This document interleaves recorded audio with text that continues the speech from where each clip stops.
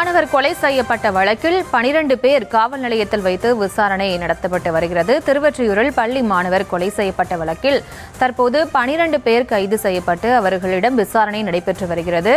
இது தொடர்பான கூடுதல் விவரங்களோடு இணைகிறார் எமது செய்தியாளர் பிரபு. வணக்கம். விசாரணையில் என்னென்ன விஷயங்கள் தெரிய வந்திருக்கு? எதன் அடிப்படையில் இந்த 12 பேரிடம் விசாரணை நடைபெற்று வருகிறது? முழு விவரம்.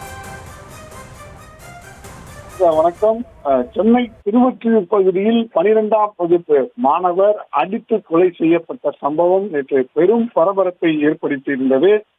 இந்த நிலையில் இது தொடர்பாக கல்லூரி மாணவர்கள் 4 பேர் உட்பட 12 பேரை திருவொற்றியூர் போலீசார் காவல் நிலையத்தில் வைத்து விசாரணை செய்து வருகிறார்கள். அதாவது வடசென்னை திருவொற்றியூர் ஜெயகோபால் பரோடியா பள்ளியில் பயின்று வந்த தனுஷ் என்ற மாணவர் கஞ்சா புகைப்பதை தட்டி கேட்ட காரணத்தினால் சக மாணவர்கள் மற்றும் அவருடைய நண்பர்களால் பள்ளி வளாகத்தின் பின்புறத்தில் இருக்கக்கூடிய முட்புதரில் அடித்து கொலை செய்யப்பட்டிருந்தார். இந்த சம்பவம் பெரும் பரபரப்பை ஏற்படுத்தியிருந்த நிலையில் உயிரிழந்த தனுஷின் உடலை நாங்கள் வாங்க மாட்டோம், இந்த சம்பவத்தில் தொடர்புடைய அத்துணை பேரையும் கைது செய்தால் மட்டுமே நாங்கள் உடலை பெற்றுக்கொள்வோம் என்று நேற்று இரவு திருவொற்றியூர் காவல் நிலையம் முன்பு தனுஷின் உறவினர்கள், பெற்றோர்கள் உட்பட அனைவரும் சாலை மறியல் போராட்டத்திலே ஈடுபட்டிருந்தார்கள். அப்போது சம்பவ இடத்திற்கு வந்த உயர் அதிகாரிகள் விடுவதற்குள் நாளைக்குள் ஒட்டுமொத்தமாக இந்த குற்ற சம்பவ பின்னணியில் உள்ளவர்களை நாங்கள் கைது செய்து விடுகிறோம் என்று உறுதியளித்ததன் பேரில் அவர்கள் தற்காலிகமாக அந்த போராட்டத்தை நிறுத்தியிருந்தார்கள்.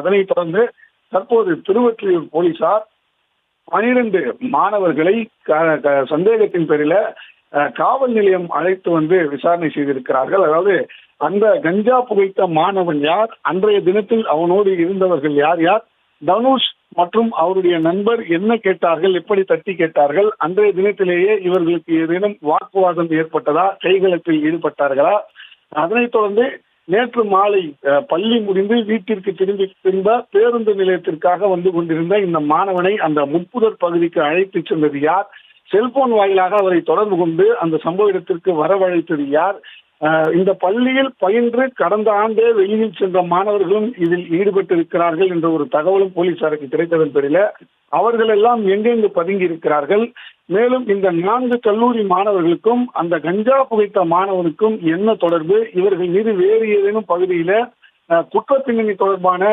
புகார்கள் இருக்கின்றதா போன்றவைகளை விசாரித்திருக்கிறார்கள். தொடர்ந்து போலீசார் விசாரணை செய்து வரும் நிலையில் இந்த 12 மாணவர்களின் எண்ணிக்கையானது மேலும் அதிகரிக்கவும் வாய்ப்பு இருக்கிறது என்ற ஒரு அதிர்ச்சிகரமான தகவலும் வெளியாகி இருக்கிறது. பெரிதா